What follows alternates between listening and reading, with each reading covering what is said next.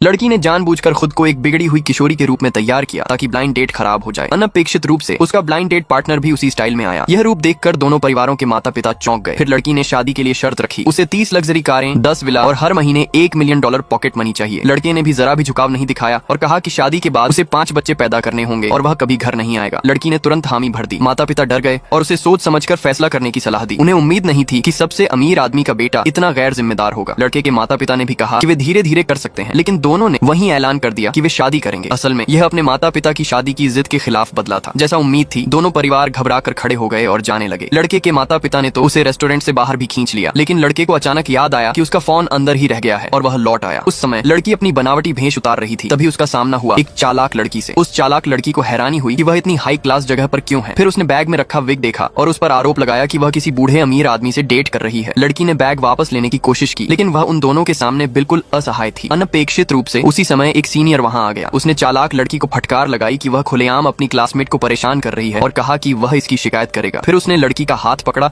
और उसे वहां से ले गया। चालाक लड़की गुस्से से वहीं पैर पटकने लगी। सीनियर को धन्यवाद देने के बाद लड़की जाने लगी, लेकिन तभी सीनियर ने बैग में रखा विग देखा और तुरंत समझ गया कि यह वही उसकी ब्लाइंड डेट पार्टनर है। इज्जत बचाने के लिए उसने धीरे से लड़की से पूछा कि क्या वह उसके द्वारा आयोजित चैरिटी डिनर में आ सकती है। लड़की ने तुरंत हाँ कर दी। उसे यह नहीं पता था कि उस दिन लड़का उसे सबके सामने प्रपोज करने